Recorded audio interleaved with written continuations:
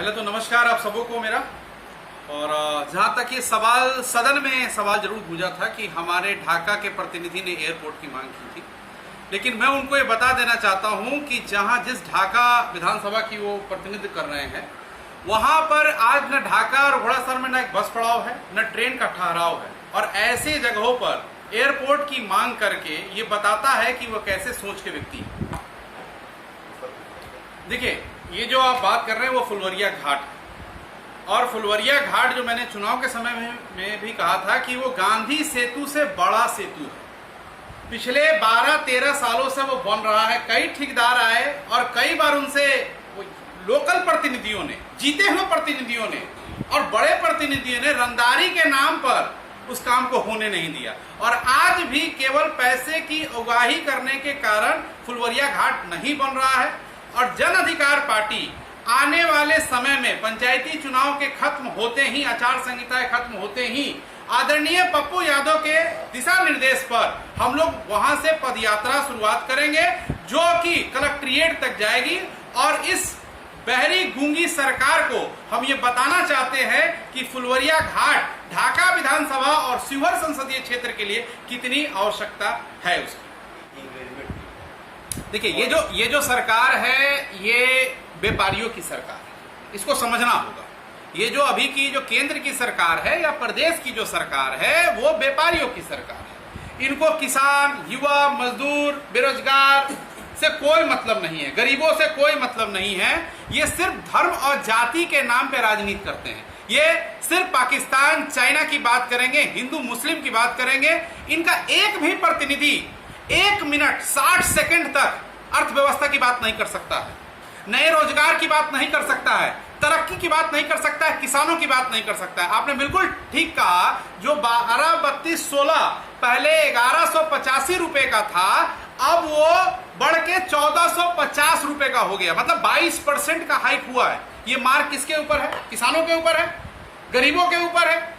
तेल के ऊपर, सरसों तेल के ऊपर और रिफाइंड के ऊपर 44% एक्साइज ड्यूटी लिया जाता है, 44%। अब मुझे बताइए, भारत का एक नागरिक इनकम टैक्स भी दे, एक्साइज ड्यूटी भी दे, गाड़ी खरीदे तो व्हीकल टैक्स दे, उसके बाद टोल टैक्स दे, फिर वो जीएसटी टैक्स दे। एक आदमी 1 रुपया के ऊपर करीबन 85 पैसा अपना टैक्स में भारत सरकार को दे रही है। और ये सरकार क्या कर रही है? LIC को बेच दे रही है, रेलवे को बेच दे रही है। जितनी भी सरकारी संस्थाएं हैं, चाहे वो एयर इंडिया को बेचने की बात हो। मैं इतना ही जानना चाहता हूं नरेंद्र भाई मोदी जी से और उनकी सरकार से और उनके भक्तों से, तो अगर आप सारा कुछ प्राइवेट को ही बेच देना चाहते हैं तो सरकारी प्रधानमंत्री किस काम का? उसको भी बेच दीजिए, किसी प्राइवेट आदमी को, अंबानी अडानी को प्रधानमंत्री बना दीजिए, शपथ दिला दीजिए उसको। क्या जरूरत है एक चुने हुए आदमी को प्रधानमंत्री बनाने के लिए? हम जो भक्त हैं बीजेपी के, वो प्रधानमंत्री को शेर कहते हैं। शेर तो हम लोग बचपन से सुने कि जंगल में रहता है, ये देश में वहां क्या कर रहे हैं? अच्छा, आपकी जो पार्टी है क्या कर रही है पार्टी आपकी? हमारी पार्टी बिहार में पूरी तरीके से विपक्ष की भूमिका में है। सबसे ज्यादा सड़कों पर अगर कोई पार्टी है तो वो पप्पू यादव के दिशा निर्देश के अनुसार जन अधिकार पार्टी के कार्यकर्ता हैं।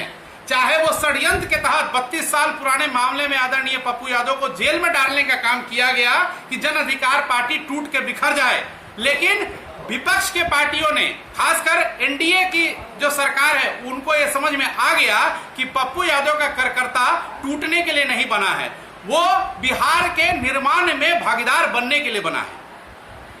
उपचुनाव पर क्या कहेंगे? उपचुनाव 2 नवंबर को रिजल्ट आएगा, आप देखेंगे कि बिहार की राजनीति में कितना उठापटक हो रहा है। क्या अनुमान है? दोनों सीटें जदयू जो है हार रही है और उसको हराने का काम बीजेपी कर रही है।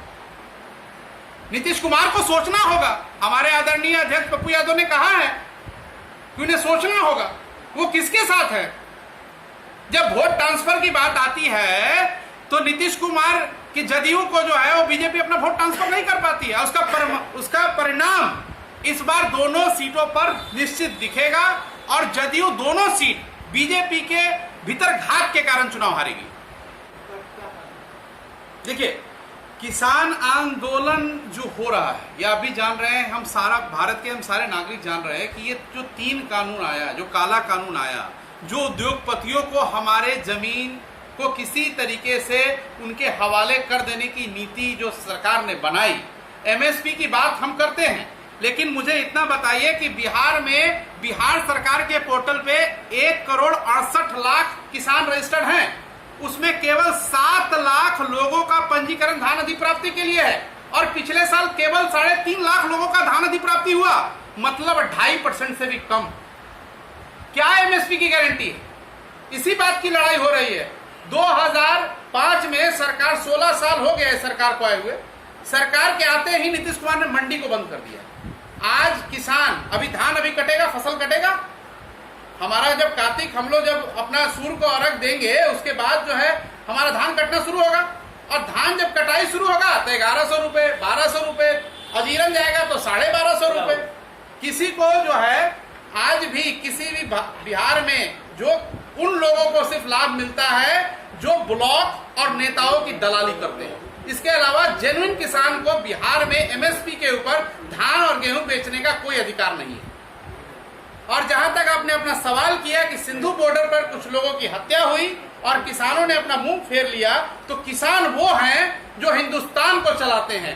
किसान का बेटा या तो बॉर्डर पर मरने का काम करता है या खेतों में हमारे और आपके लिए अन्न उपजाने का काम करता है।